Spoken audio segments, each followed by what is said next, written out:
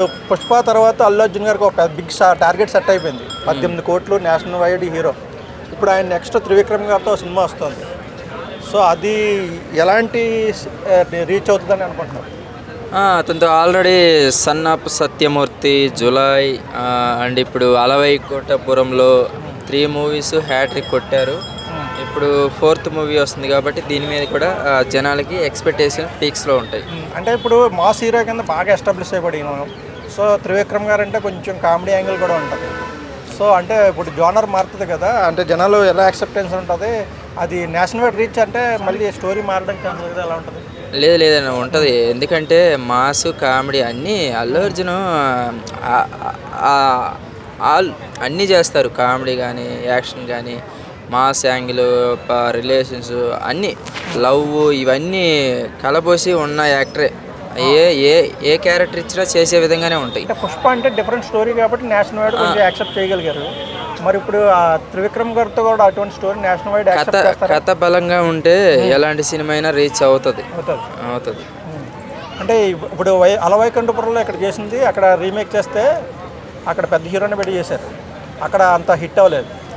షహజాద్ అనే ఏదో సినిమా చేశారు, అదే మన తెలుగు వాళ్ళే అంటే దరిద్రులు అని చెప్పుకోవాలి. మంచి సినిమాలని నాశనం చేస్తున్నారు, ఇలాంటి గుట్కా సినిమాలని యాక్సెప్ట్ చేస్తున్నారు. నాకు అదే నచ్చదు.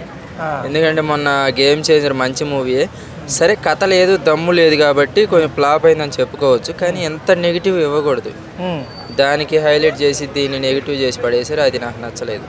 అంటే మంచి స్టోరీనే సినిమాని, మంచి స్టోరీయే, కాకపోతే అది ఇప్పుడు రావాల్సిన మూవీ కాదు, ఎలక్షన్లకు ముందు వచ్చి ఉంటే అందులో కొంచెం ఏదైనా ట్విస్టులు అలాంటివి పెట్టి కథ కొంచెం గట్టిగా లాగుంటే బాగుండేది.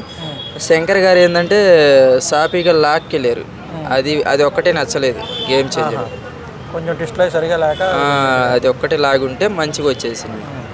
అంటే ఇప్పుడు ఈ త్రివిక్రమ్ గారి సినిమా కూడా అంటే జాగ్రత్తలు తీసుకుని అవన్నీ చేస్తారంటారా, లేకపోతే ఆయన స్టైల్లోనే వెళ్తుంది అని అనుకుంటున్నా? ఇది ఒక ఫ్యామిలీ ఎంటర్టైన్మెంట్ టైప్లో ఉండొచ్చు మ్యాక్సిమం. ఇప్పుడు బీట్ చేస్తుంటారా రికార్డు, పుష్ప రికార్డులు బ్రేక్ అవ్వు అన్న. అది ఏంటంటే పుష్ప 2 కాబట్టి ఎక్స్పెక్టేషన్స్ ఉంటాయి జనాల్లో.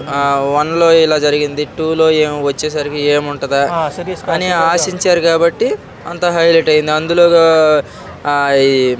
ఇప్పుడు టికెట్ రేట్లు పెరిగాయి కాబట్టి అదేదో 18 కోట్లకి వెళ్ళిపోయింది. అందులో అప్పుడు ఏ మూవీస్ లేవు కాబట్టి అంత దూరం వెళ్ళగలిగింది. అందులో కూడా కొన్ని ఫేక్స్ ఉన్నాయి, కానీ అది బయట పడలేదు.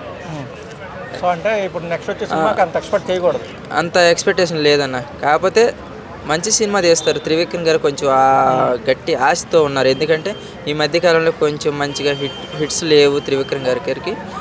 ఈ సినిమాతో కొంచెం మంచి హిట్ పడిద్ది, కమ్ బ్యాక్ అవుతారు త్రివిక్రమ్ గారు. అంటే అల్లు అర్జున్ గారు కూడా కామెడీ యాంగిల్ చాలా బాగుంటుంది.